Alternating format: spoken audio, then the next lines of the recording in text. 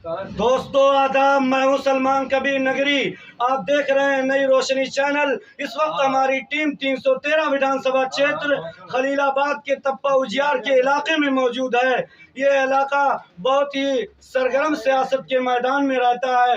हमारे साथ एक बहुत ही सरगर्म लीडर हैं, हुसैन अहमद साहब। मेरा आपसे सवाल है कि आप आफ्ताब आलम उर्फ गुड्डू भैया की क्यों हिमायत करते हैं, क्या वजह है?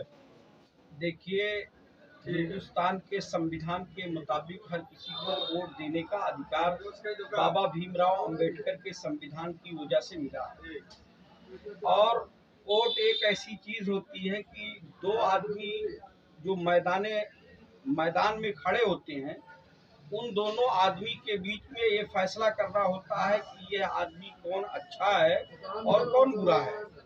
चूंकि हमारे बीच में मैदान में खलीलाबाद 313 से बहुत सारे प्रत्याशी मैदान में है और हम अपनी चॉइस और अपनी पसंद आफ्ताब आलम उर्फ गुड्डू भैया को करते हैं, इसलिए कि वो समाज के वो नेक इंसान है जो समाज में अच्छाई लाने के लिए और 313 विधानसभा में विकास करने के लिए, लोगों के दुख दर्द में शामिल होने के लिए जिनके इरादे हैं, इस बुनियाद पर उनको एक नेक इंसान जान करके हम लोग विधानसभा खलीलाबाद में उनको पसंद करते हैं। लेकिन ये इल्जाम आयद करते हैं कि वो बाहर के हैं, इस पर आप क्या कह रहे हैं? बिल्कुल, ये इल्जाम तो बेबुनियाद है, इसलिए कि जब हिंदुस्तान के संविधान में हमको ये हक मिला है कि जिनकी उम्र 25 साल की हो वो हिंदुस्तान के किसी भी कोने में रहे तो उसको वोट देने का अधिकार है।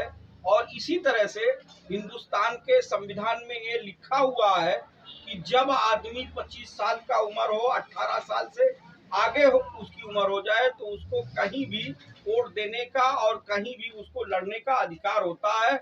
और इस बुनियाद पर जो है हमारे बीच में आफ्ताब आलम उर्फ गुड्डू भैया चुनाव मैदान में हैं और कहीं से भी वो लड़ सकते हैं। लेकिन ये बताइए कि मतलब ये आवाम में ये शिकायत है कि नेता जीतने के बाद इस पर कुछ तवज्जो नहीं देते। पहली बात तो मैं आपको ये बता दूं, पूरी ये बात तो बिल्कुल गलत है कि जब आदमी को काम करने के लिए आदमी को वोट दिया जाता है तो वोट देने से पहले काम के जायजे और रहने और आने जाने का फैसला तो वक्त से पहले है।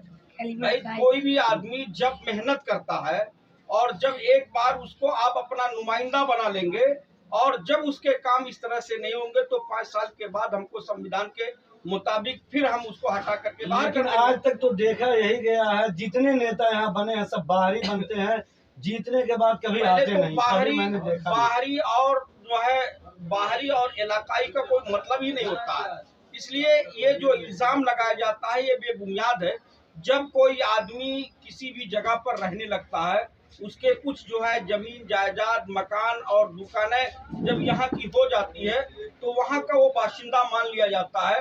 क्योंकि आफ्ताब आलम भाई यहाँ खलीलाबाद में 2-2 मकान भी उनके नाम से है, उनके नाम से जमीनें हैं और वो यहाँ के उनकी सारी रिश्तेदारियाँ। लेकिन ये इल्जाम आयद है कि कहीं जीतने के बाद भाजपा के साथ न चले जाएं। ये बिल्कुल गलत है, इसलिए कि देखिए, लोगों को चुनाव से पहले किसी भी आदमी को ये फैसला करने का अधिकार नहीं होता। पहले आप उसको काम पर लाओ, उसके बाद में फिर जायजा लो।